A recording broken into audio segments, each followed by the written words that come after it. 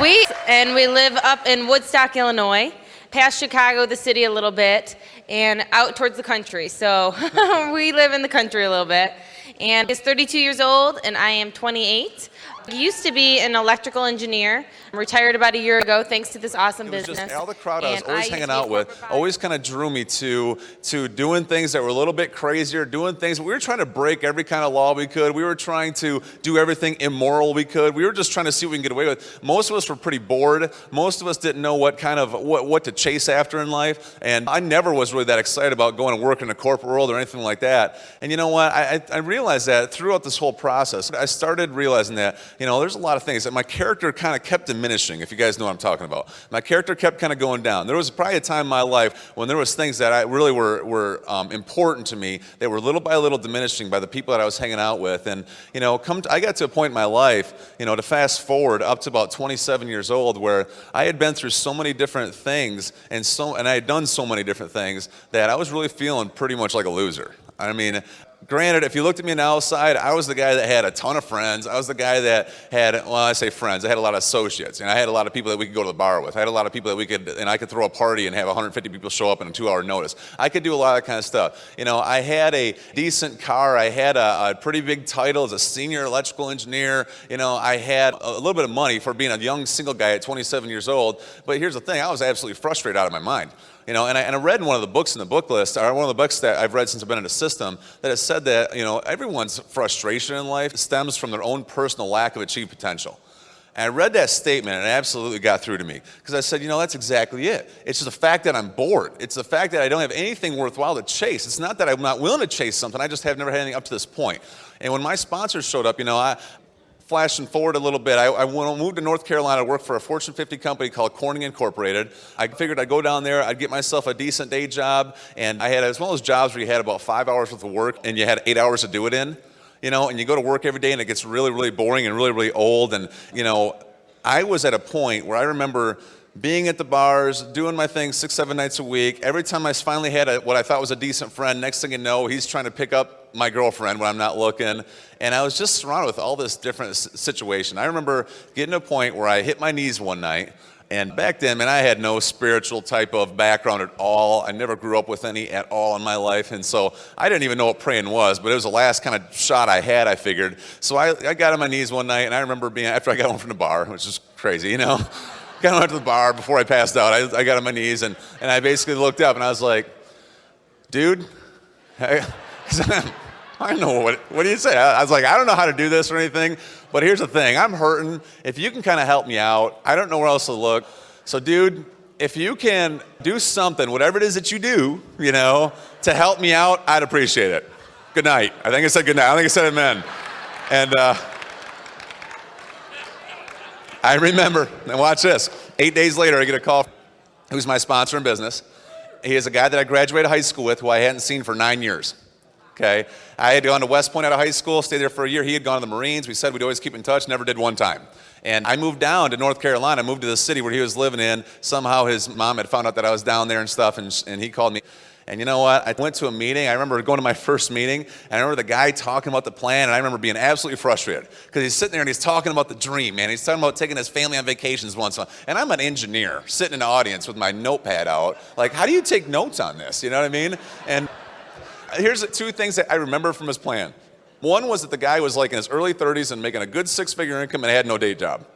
Number two was this. They mentioned that they teach everybody how to do this business on a 3rd grade level. And I stopped for a second. I was like, that's awesome, because I smoked 3rd grade. You know what I'm saying? I was great back then. And yeah, for real. Those are the only 2 things I remember about the first plan. So I said, hey, man, this guy's got the results. I got the credibility. I remember when I first got started, when I had to follow up with my mentor, I had 3 pages front and back of questions.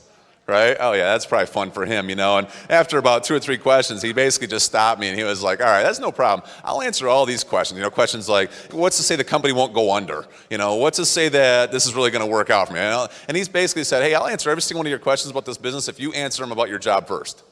I was like, all right, never mind. Let's just get started, What do you say to that, you know? I remember my first guy I was going to sponsor was my roommate. You know, we were looking into all kinds of other things to do before this business, and it just, you know, I mean, we were going to buy something. So he's the first guy. I'm like, man, I got to talk to this guy. I tried to show him the plan. He literally fell off his chair laughing at me and pointing at me while he was laughing at me. You know, every time I walked into my apartment after that day, he used to call me an Egyptian, right? And pyramids, right? Yeah, you have to admit, it was kind of clever, but, you know, still, it ticked me off, made me want to punch him. And, so I had to kind of deal with that. Blow them out of the business. Some people let that slow them down. That made me speed up. I built my business probably from zero to about $1,000 to $2,000 a month just simply to prove people wrong. Because I said, man, that's crazy. You know what I mean? I said, here's a guy who was just looking for a business with me, 2 weeks ago, and now he's going to try to put me down for doing something better. Obviously, that's probably why we don't get along that well. You know, because I'm looking for something more. And I got to start surrounding myself with this team. You know, I remember how I did sponsor my first guy. I went to my very first conference I ever went to, and we show up. I took this one guy with me, basically drugged one of my buddies with me. And the night before, I told him, I said, dude, don't go to the bars or anything, because we were really caught up in that scene. Don't go out there drinking. I said, just show up. We got to go to this conference. Well, he pulls in. It's kind of like something out of a movie. Pulls in the last minute when I'm supposed to pick him up, and he hadn't been to bed yet, right? And I got this convertible car, so you know what I'm doing? I'm out there, and I put the convertible top down. I got about a 5-hour drive to the conference, right? And he's like, man, maybe I can just sleep on the way if that's cool. I said, nope. Put the convertible top down. I got the wind's just whipping through. You've been in a convertible and you're trying to sleep. It just doesn't work, I got some tapes in there, I don't remember who the guy was on the tape, but it was just a really, really loud, kind of annoying tape where he's just yelling, 5 and 6 nights a week, 5 and 6 nights a week, flip a switch, 5 and 6. And it just kept going and going for like 20 minutes in this tape. So of course I had that completely cranked up. I got the hair whipping in his face, and finally he's like, come on, can't I just sleep? And I was like, no. We're going to a conference, baby, And so we go, this is my first new guy. This is how I treated people, okay? We get down there, we get in the hotel, we get about a half hour before we got to go to the conference, and here's what I did to him. I basically said, his name is Greg. I said, hey, Greg, you know what? By the way, I don't know if I told you this or not, but we're here for the weekend. He's like, yeah, I know. And he said, well, you already bought your ticket and everything. I said, yeah, I know. I said, well, you have to be registered before you can walk in those doors. And he's like, you do? I said, oh yeah, for real, So we got him signed up, and that's how I sponsored my first guy.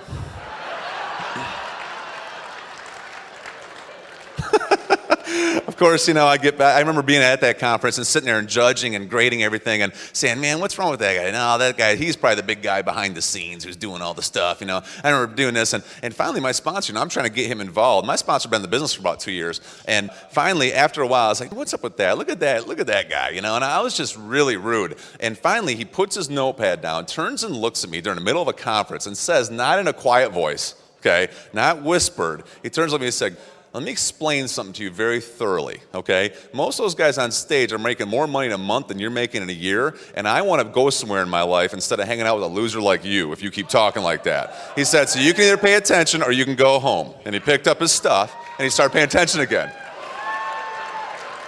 And I sat there, and I looked, and you know what I did? I turned and looked at my other guy, and I said, you better start paying attention, dude, or you're going home.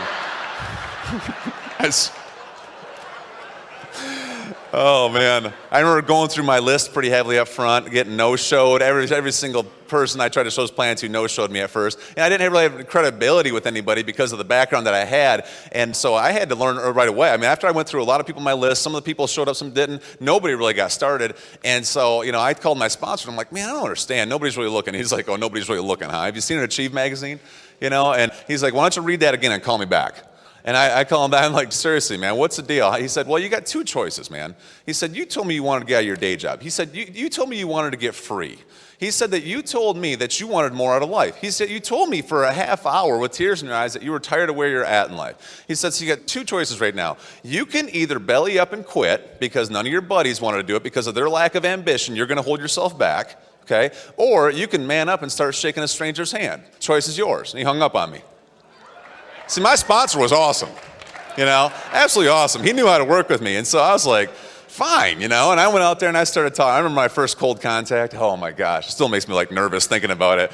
And I remember being the guy standing in a Barnes and Noble, and I'm out there and I'm stalking people, and I'm doing one of these things. We're in the sports section here, and I got my magazine like this, and I'm looking over it like this, And all of a sudden I'm like, ooh, there's a guy. And all of a sudden I notice I'm kind of like, I'm not even walking straight. I'm sliding for some reason. And I'm looking, and I'm edging in, it's like the Jaws music should be playing, and I'm getting over there. And finally, next thing you know, I'm doing this, and I'm sweating. I'm trying to think about what I'm going to say and what I'm going to do. And next thing you know, I'm about 4 sections over. I'm like in the home and garden section. I'm holding the Sports Illustrated, and I'm standing and all of a sudden he comes around the corner. I'm standing face to face with him right here. And I drop my paper, and I just freeze. And I just said, "You looking?" "What?" And he's like, and I just panicked, and I just said, "Nothing," and I walked away. That was horrible. It was absolutely horrible. Oh my gosh. It's amazing you can make it in this business no matter what you do. But you know what? I tried it again, and you know what? I remember telling him about that, and he said, "Well, good, you got your first one out of the way. The next one will be easier." And I just kept going, man. I kept going, and I had to talk to so many people. And probably 95% of our business is all from cold contacts.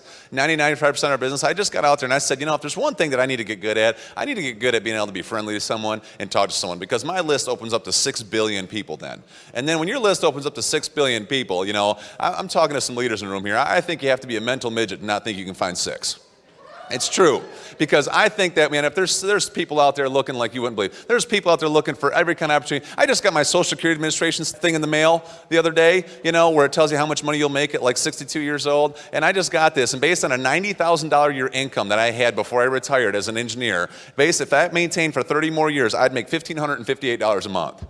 And if you count the value of the dollar bill going in half every 10 years, that means by 42, I'm 32 now, 42 would be 750, by 52 would be 375, and by 62 years old, I'd make about $190 a month. I'm like, yeah, I'm going to have to do something else, I mean, freedom's going to be great and everything, but there's people just looking everywhere. And I know you guys know that. I know I'm kind of preaching to the choir in here, but at the same time, I think all of us got to constantly be reminded that, man, we may be shaking hands. There's people everywhere out there that are not only looking for extra income, they're looking for a dream, man. They're looking for something to belong to. They're looking for somebody that'll believe in them.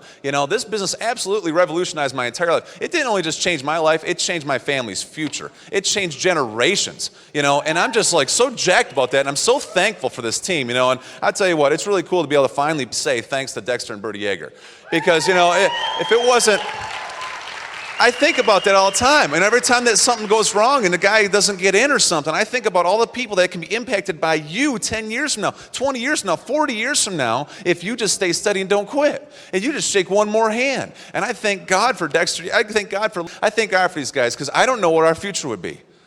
Man, what a business, right? Anyways, guys, we got to a point where, I got around my second function in this business, stuck around, and second function, I didn't judge it, I paid attention. Some huge decisions were made in my life. Some huge eternal decisions were made in my life at the second function. I became a new man.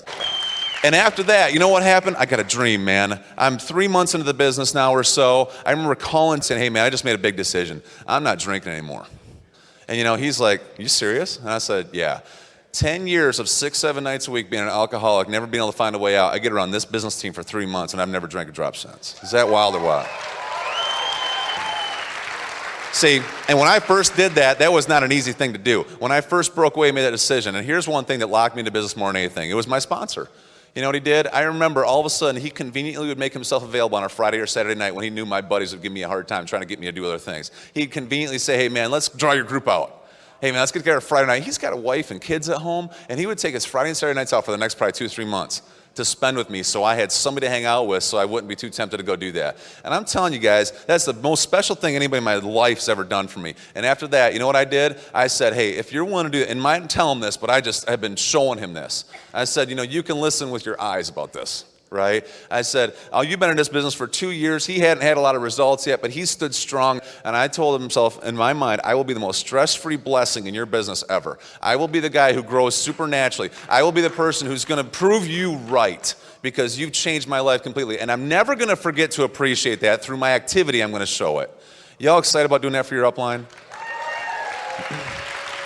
So here's when I got, see, before that, I can kind of count out the pre-decision stage. Now we got in the commitment stage. Right? We got in the going after stage. This is when I got to a point where I literally opened up. I don't give a care what anybody else thinks. You know what I'm saying? And I got out there and I started building this thing. Not only 6 nights, a lot of times 7 nights a week. And I know not everybody's committed enough to not in the commitment zone to do that, and that's okay. I was. I met Bill on the way. She's going to tell that story here in a little bit. And I'm telling you guys, we got after it. I sold my 401k. Why? I sold my retirement funds. Why? Because I didn't want a back door. I didn't want any other option. I wanted wanted to say, I have to make this thing work or else, there's no other choice. And I closed every door behind me. I had a convertible car. I sold it, got myself a little Honda Accord. Why? Because it had 4 doors on it. I could fit 5 IBOs in it. I could put a bunch of CDs in the trunk.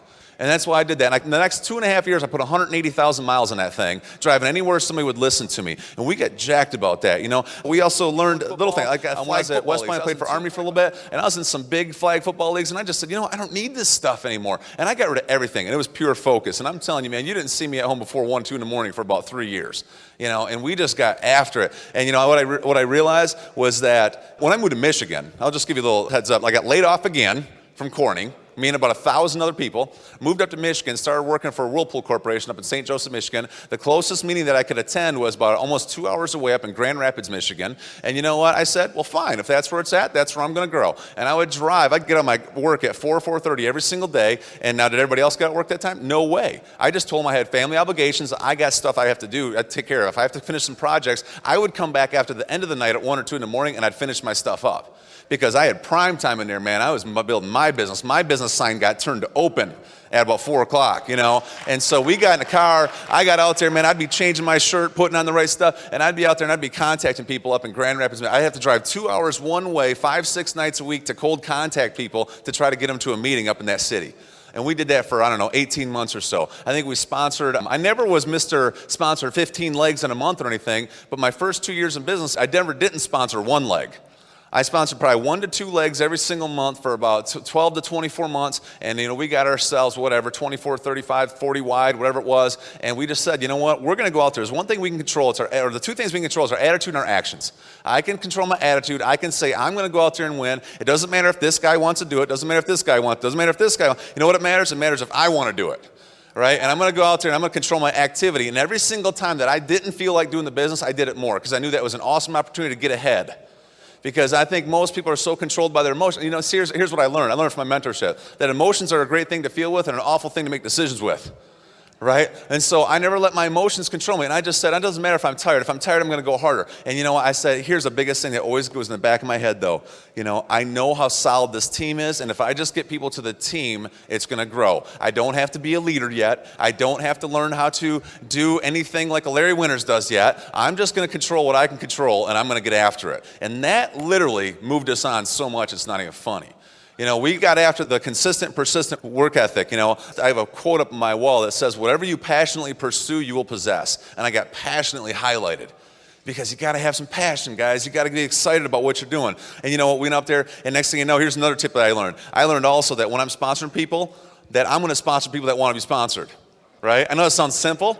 But how many times, I did a seminar last weekend for a crowd of about 1,800 people, and I had people raise their hand of who in here was fairly simple to sponsor, very easy to sponsor. And you know what? Almost everybody in the room raised their hand. And I said, why is it then that most of us spend 90% of our time trying to sponsor people who are difficult to sponsor? Why don't we just go through the numbers and just do what we got to do and find people who will appreciate this system and want to change their life like we had, And so, I'm telling you, man, this business has been so much fun. So I met this along the way. I'm going to get her up here, tell her story. I'm going to wrap up with a few different tips about how we found our legs and what we've been doing in order to move on. But I will tell you this, if there's one thing, if there's a claim to fame that we may have, I tell you, it's not about being the best speakers out there. It's not about even having the best people skills along the way. It's not even about even just our work habits been good. But, I've always been willing to work hard doing a J job, so why wouldn't I work hard doing this? But if there's a claim to fame we have, it's this. We just weren't rebellious. Our mentors just said, hey, here's where your business needs to be between now and the next time I see you. And I just said, okay, that's exactly what I'm going to do. And every single time that we did that, more growth. Every single time that we did that, I think because of that submission factor and because of our ability to plug in the system and not fight anything, I think because of that, just people have been showing up left and right. And it's so fun, man. We got 6 legs. We have 4 legs over right now. 2 of our legs have 2 more months to go. And we also, what's really cool, is we have our legs 7, 8, and 9 are over 2,500 PV. Number 10, actually, we just got what I think will be probably one of our next platinum legs, a professional football player who's been in business like 4 days. He'll be a new 1,000 here, probably his 6th, 7th day in business. We have, I think, 6, 7 legs that we're carrying to functions outside of that. And it's so cool because, just watching the system do its thing with people. We got in a zone where we didn't even know what we were doing. We said, we're going to go sponsor people, control our attitude and actions, get them around some amazing people. And if they like it and appreciate it like we do, awesome. If they don't, I'll fill their seat next week. Right? And we've been having a blast. So let me get my wife up here real quick. We're getting lower on time here, but I'm telling you guys, we've been having so much fun. You know, Jackie got really thrown into the mix. I was already building my business for a while. I was already at the commitment stage in my business where I was doing this thing 6-7 nights a week. And, you know, so when I was single, I was, you know, you're looking for IBOs. I was looking for a wife too. I won't lie to you. I was so committed to my business. I mean, dating was like a lunchtime thing. You know, dating was an after 10 o'clock at night thing, you know, if I ever did it. And she was so awesome about understanding that along the way. And she wore me down after a couple weeks when we first met, and we got together, and you know, it's been awesome ever since. So I shouldn't say that before she gets the microphone, should I? You know what I mean? But anyways, here's my awesome wife, Jackie Francis. Thank you.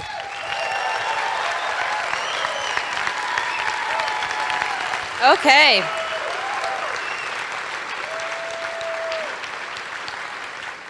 And like I said, this is just a wonderful experience for us to get the opportunity to come in and speak with you guys. Thank you so much. Thank you for Dexter and Bertie for inviting us to come in. And we did get an opportunity to spend some quality time, like I said, with our mentors. And it's just been a wonderful weekend for us, too. So thank you for welcoming us in. And we just have had a lot of fun. Real quick on my story, my parents live in Michigan. I went to college in Michigan. They live over by Canton, close to Ann Arbor. And I went to Eastern Michigan and got a degree there. Took me 4 years to get, and I think I worked in my career for like 3 years, so that was kind of a waste of college. But I went on to work at Whirlpool, and I met Greg there. And it was kind of interesting, because when we did meet, I was 23 years old, and to be honest with you, I thought I wanted to be a corporate woman. I didn't think I wanted to have kids. I really didn't think I would get married. And I just figured if I did get married and did end up having kids, then obviously he would have to raise them, or they'd have to go to daycare, because I just didn't see myself doing that. And I wanted to be CEO of a company, and I just wanted to do other things with my life. And I got to work, and I was working and working, but to be honest with you, it got lonely at work, you know? I didn't have a lot of friends because everybody was working just as hard as me. I was traveling a lot, and at 23 years old, I was already confused on what I wanted to do with life. It was very depressing already. And he was a new engineer, a cute new engineer down the hall, and he seemed like he had something going on. To be honest with you, he had a dream in his eye. And like you said, he was already in the business. He was around 4,000 PV. He had a little group coming on. And I didn't know what he was doing or anything like that, but I just knew he was different. He was nice. He had some confidence. He was going somewhere.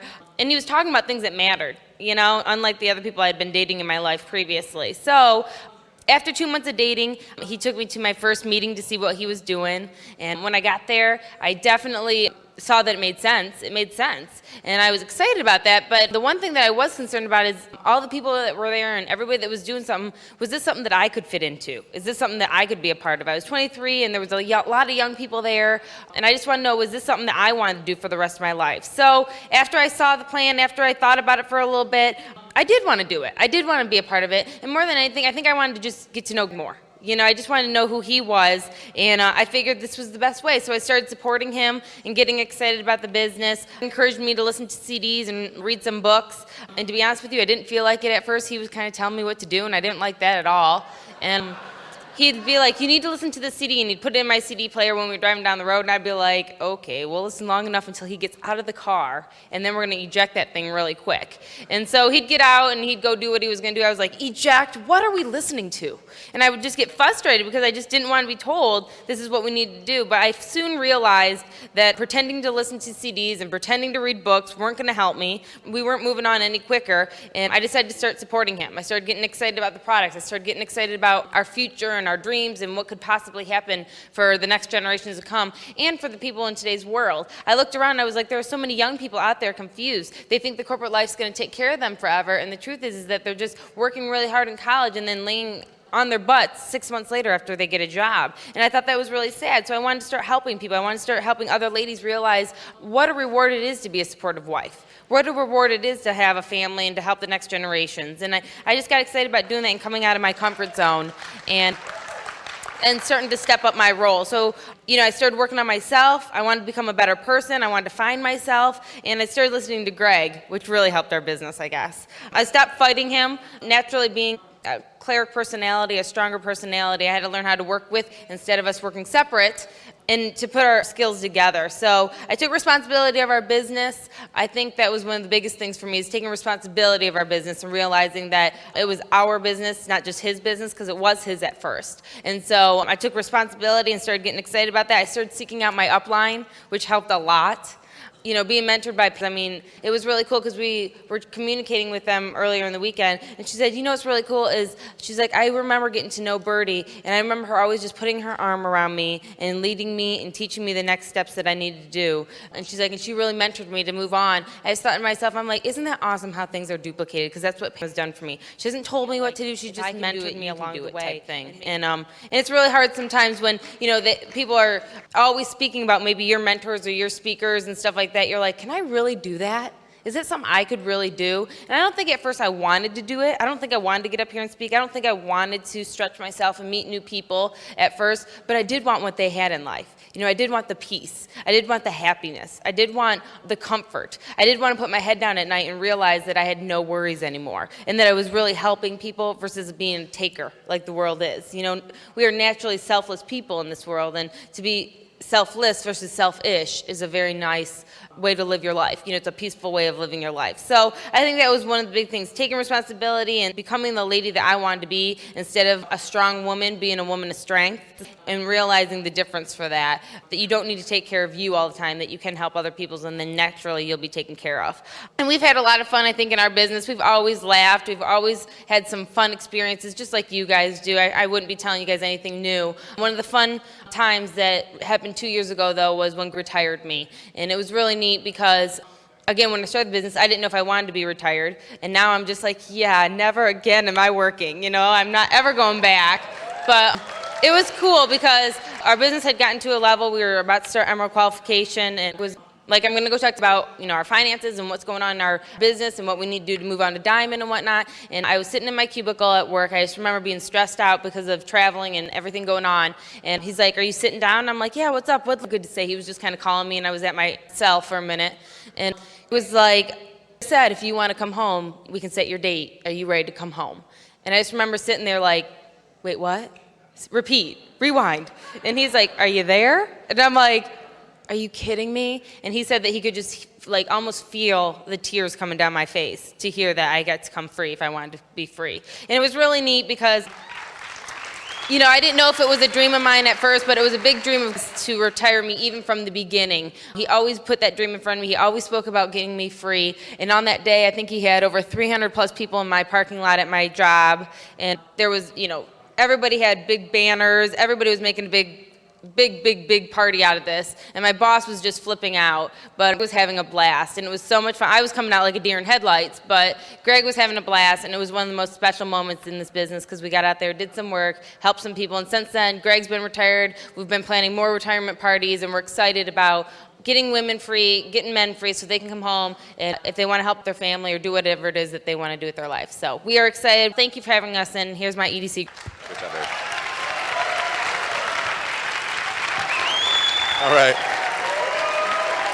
It's so cool, we have had a lot of fun in the business, and I remember being at a point where we got to about the silver or platinum stage, and I remember starting to think that, we're going to make this thing work, and it's really going to happen soon, and sitting there and watching the diamonds and guys on stage, and they all seem so perfect, and the wives love their husbands so much, and, and everything's just all, and I'm just like, I'm thinking, I remember in a meeting, I remember thinking, look at how perfect those couples are, and we were on our way to that meeting that day, and because he was, we were running a little bit late, I don't know if you ever had that happen to you guys before or not, but, we're running a little bit late, and so I'm the guy out in the car honking the horn, while she's supposed to come out of the house. Yeah, Mr. Sharpo, I know. But here's the thing. We get out, and I remember we were kind of spatting a little bit, and we're kind of getting a little argument on the way to me. So we're stressing out, and we go by this one. I'm trying to just break some tension. So we go by this one. We're going in the country. We go to this one little pig farm, and I'm just trying to, lighten things up a little bit. So I say, hey, those relatives of yours? Or I'm sorry, those relatives of yours? And she says, yeah, in-laws.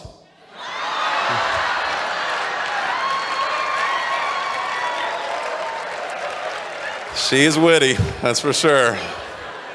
We have had fun though, but listen, when we got in the zone, guys, we put in our first about 14 legs, and the first leg I told you how I sponsored. That guy, he actually he did decide to choose not to build a business at some point. Before he left though, because we were always taught, you never have somebody sponsored till you sponsor someone for them. You don't have a single person sponsored until you sponsor someone for them, because we were taught that. We were driving depth and we were working the groups and we were helping out. And, when this guy actually ended up going, quite frankly, it turned into 4 different legs for us. And one of them's platinum. Now, the second one's about ready to be our 7th or 8th leg. And 3 and 4 are showing a plan consistently every single month. And that's pretty cool. That's one of our platinum legs in there. And our first leg that actually did go over, though, our 15th leg was our first leg to actually go platinum. And what we did was I had gone through the contacting stage. I knew that I was at a point where I was like, you know what? I'm not going to sit here and prejudge anybody anymore. I'm not going to try to pick and choose the right demographic back. I'm not going to sit here and choose. I'm going to let them decide if they have a dream. And so I looked at my high school yearbook, which I had a graduating class of 92 people, okay? And I looked at my high school yearbook. There's a guy grade above me that I got his number, called him up one day and just said, hey, man, shot in the dark. You looking for any ways to make extra money? I haven't talked to you in like 10 years. But you know what? We're expanding all over the country. He's like, actually, we're about ready to get laid off for sure. I'm looking. Showed him the plan, wouldn't come to a meeting, wouldn't listen to a tape or CD, would not read a book, wouldn't do anything. I'm frustrated. I go over there, and remember, I'm still pretty new, so I don't really have any people skills yet or anything. I go over there about 2 or 3 weeks later just to kind of tell this guy, just give me my stuff back, And I'm at his house. His younger brother shows up, and his younger brother, I'm like, hey, sit down. I got to show you something. I didn't ask me if he was looking or anything. I just said, sit down. I want to show the plan. Drew the plan out for him, and he's like, man, that looks really good. And I'm just like, cool. But to be honest with you, I'm way too lazy to do it. That's what he told me. And me, Mr. People Skills, said, do you guys know anybody in your family that's not as lazy as you guys? And then he's like, I actually got these guys that I graduated high school with that are always looking for something. I said, give me their numbers right now. I called the first guy, wasn't looking. Second guy went platinum in 10 months. I have hundreds of people in that organization now. Actually, that leg turned into 2 legs for me, and both those are part of my diamond ship right now. Is that crazy or what? It's pretty cool. I learned faith through this business. You just go out there and show it. You can't figure things out. The more you try to figure it out, the less you grow. Instead, just go out there and just do the work, We're out there, I'm driving depth in one of my groups that ended up being my 4th platinum leg, which came from my first original guy I sponsored. And I'm out there in Chicago, and this guy, he went through his list. He had his list very similar to mine, a lot of party guys and stuff like that. Nobody really wanted to get started. And he told me, he said, man, I don't know, how do you do this thing? Nobody on my list wants to do this. I told him, just like I heard before, you got 2 choices. You can either belly up and work a day job the rest of your life, or you can go out there and shake a stranger's hand and be a man. Just like my sponsor told me, I was like, yeah, I finally get to give it back, this is good. And he's like, well, can you at least help me one time? I said, I'm not going to do this for you, but I will show you what I do. And we walked down Michigan Avenue. I went to Chicago, never been there before in my life. Michigan Avenue is like crazy. It's like millions of people on a daily basis. And we're walking through there, and I'm just showing them that I'm fearless. Half the people aren't looking, some are, but you know what? I'm just showing them what my attitude is while I'm talking to people. I'm just showing them that, hey, look, you know what? The worst that can actually happen when you talk to a stranger is they say no. And through this example of probably about a half hour, 45 minutes, I said, all right, now you're up. You've seen me doing it long enough. Welfare's over, okay? Now, see that, and there was a guy in the street corner, and he's handing Claritin coupons out, and he's drawing a crowd around him because he's such a ham. He's just very theatrical, And he's out there, and I said, that's the guy I want you to go talk to, because I figured it'd be a little intimidating to talk to, right? And I said, you got about 20 seconds. Either you can go talk to him, and I'm going to help him be your first platinum leg, or I'm going to go talk to him. I'm going to put him in personal. He's going to go platinum right next to you. And he hesitated. And that guy became my 2nd platinum leg. That guy hates that story. He hates that story. I went up to the guy and I said, dude, are you doing this for money? That's Mr. People Skills again, the Claritin guy. And he's just like shrunk. He's like, why? I hurt his self-image, And I said, well, if you got enough guts to do this, man, we need to talk. And 18 months later, he has 7,500 points. So now he's got 100 people in his organization, moving on fast. 21 years old when I met him, okay? 21 years old when I met him. He's 24 now, just come off a $20,000 a month. Next year, he'll make over a 6-figure income and retire from the corporate world. Cold contact, okay? Of course, our first leg that I was telling you, our first leg that went over, that couple in there was 25 years old. One of the guys, the other part of that came out of that, that's going to be our 5th leg. Those guys are 26-year-old couple. We also have, let's see, what was our... Oh, I know. We had 7 legs coming to a function. At the time, I figured that that was before a couple of my groups had gone over, but I was trying to go Emerald. I counseled my mentor, and he basically told me, hey, you need to get more legs coming to functions. I'm sitting there thinking he's going to tell me, drive depth, get those legs over, get out of your job, work hard. And he's like, nope, you need to do this. And I didn't understand it at all. Didn't understand it. It went against everything I thought I should do right now, but here's what happened. I said, I'm a multi-millionaire. Why am I sitting here trying to figure out whether I know more than he does? Why would I sit here and take my own advice versus his? So I went out there, and that leg number 8 and 9 was my legs 2 and 3 that I went Emerald with, that I got to the next function. Thank God for listening to an upline.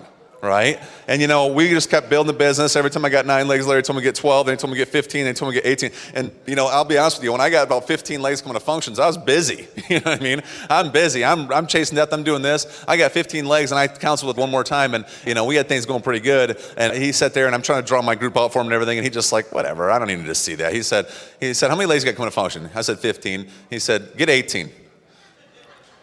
And I was like, shaking, you know, I'm like, oh my gosh, are you serious? And guess what though? The 16th leg I got to a function ended up being our 6th leg for a diamond chip. You know, I will tell you this, guys, you know, we listen and we just keep on, you know, we're still putting in more legs all the time. Why? Because people are looking. It taught me a long time ago that most people that really are going to build a business, you don't have to do much for anyways.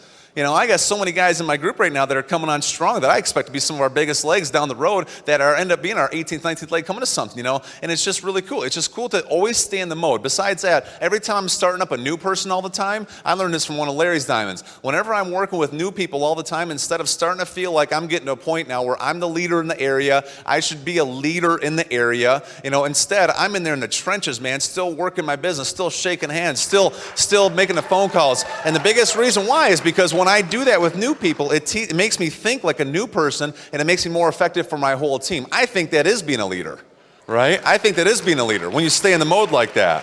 And you know, some of the rewards, I watch this. I watched Group, and I watched most of his guys who were emeralds and diamonds. Almost all of them that got started, probably 90% of them that got started in their mid-20s. I said, well, if that's the deal, then I'm going to go do that myself. You know, and I'm 32 years old now, so I don't really fit in that category anymore. I had actually a guy in my downline hand me a basic joke thing here. It's he says, you know, you're not a kid anymore. I'm like, you're a jerk. What are you talking about? You know what I mean? And he said, well, read this. It says, you're not a kid anymore when you try to quit holding in your stomach no matter who walks in the room. Right? You're not a kid anymore when the phone rings and you hope it's not for you. You're not a kid anymore when the only reason you're still awake at 4 a.m. is indigestion. Right? You're not a kid anymore when you're proud of your lawnmower. You're not a kid anymore when your best friend is dating someone half their age and it isn't breaking any law. You're not a kid anymore when you really do want a new washing machine for your birthday. You're not a kid anymore when you own clothes so long they've come back into style twice. When you no longer think of speed limits as a challenge, right? And when you consider coffee one of the most important things in life. You're not a kid anymore, right? Hand me this thing here. It's kind of funny. I thought you guys might like that. But anyways, guys, some of the rewards we've come through in the business, here's some of the rewards that we've had. You know, it's retirement day. You know, she had fun retiring. I felt like a man when I retired her.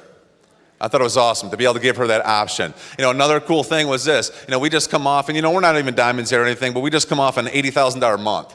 That was a really cool thing. You know, that was more than we were making as engineers at the time. You know, I remember paying off cars, writing checks for 2 different vehicles at the same exact time. I remember the time we walked in, when they gave us the approval to go ahead and get a new home, and our first home was a 6,000 square foot home on 3 acres, you know, and we got a couple paid off cars in the garage, and I'm just like, golly, we would have never done that in the corporate world. Think this team. You know, we got a couple little dogs now right now, and that's always fun too. And you know, I learned to fit together because she's kind of a city girl, I'm kind of a country boy, and so we're out there, and you know, we get 4 or 5 feet of snow. You know, some of you guys might deal with that in the winter. And I got her. One day I show up there. She always shows up. And she's like, "Hey, I got you a new tie. Hey, I got you a new shirt. Stuff like this. This nice fancy stuff." I'm like, "That's great." I show up one day. I'm like, "Hey, I got you a new set of Carhartt overalls." Right? It's like a big snowsuit, you know what I mean? I'm like, well, let's go play around. And she's like, well, what is that? And I got her to get all bundled up. Now, there's nothing better than a day of freedom for us when we're out there and we're playing with our dogs in the backyard and up here a little bit, and she's all bundled up, and I just take off running and I just tackle her face first into a 4-foot snowdrift. There's nothing better than that, than freedom, right? She wakes up, she's like, and the dogs are jumping on her, and I'm just like, better than a day job, isn't it? Right? It's great, you know? And that's what we do for fun, you know? Paying off all of our credit cards, paying off all of our debt, you know, going on awesome trips. You know, by the way, that one guy that called me the Egyptian, my sponsor still lives in his city, and he actually, now he does this stuff called, I don't know, where they like put in closet solutions in people's homes, okay? And right now I'm in the process, a guy that actually is a part-time business manager for me, I have him calling up this guy and making a special request that he can come in and put a new closet for me in my new home. Oh yeah. Oh yeah, for sure. My last day at work was awesome. It didn't happen like where we decided that we were going to, have a big party and everything. We were planning on that, but I've been laid off a couple times, so I kind of know this works. Well, I got called into an office with an HR lady, the human resources person. And so I'm like, I know what's coming here because they've been laid off people for a couple weeks. And the guy my boss, he starts saying, we really appreciate your work you've done here. And this is not a personal thing. And I know what's coming. I said, hold on a second. Hold on.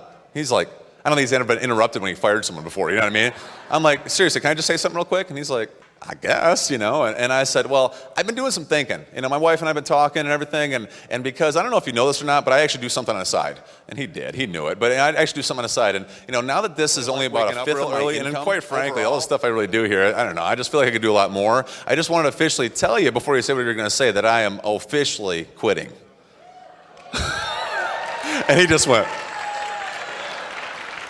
And you know what to say? He's like, but he wanted to argue with me. He's like, you can't quit. I'm going to fire you. You know what I mean? It was awesome. I'm telling you, man. And you know what? We're never going back. And we're going to keep growing this business. And we're going to keep doing it for the rest of our lives because it's the right thing to do. We're going to keep doing this business for the rest of our lives so we can spend more time with people like yourselves out there for the rest of our lives. I can't wait to surround people and our children that we're going to have soon. I can't wait to surround our children with this group of people. I have no better place on earth that I'd rather be than in here, guys. And I mean that sincerely. And I know that so many of you guys feel like that too, but here's the thing. There is actually maybe one better place that I'd rather be with all of you guys. How about Peter Island? So guys, look, you know what? Go out there and understand something, that if you're frustrated, it's because of lack of achieved potential. And you have it within you. And the number one reason I think you need to win is because you deserve to win. The number one reason I think you need to win is because, you have the capability to win. And I think if you get the attitude of, instead of doing all that I can, you do whatever it takes, I think you'll win way faster. What do I mean by that? Well, I heard from one of the times that the manufacturer of something determines the capability of something, not the user. Okay? Meaning that if you had a Ferrari that does 220 miles an hour, but you've only taken it to 60, it doesn't mean it can only do 60, it means it can do 220. The user's determining the capability at that time. But the manufacturer knows it can go 220. And we all have the same manufacturer. And I'm telling you guys just got to take that foot and put it to the floor, man. And if you put it to the floor, we're going to see you all on Peter Island very, very soon. So with that, guys, thank you for having us. We love you guys.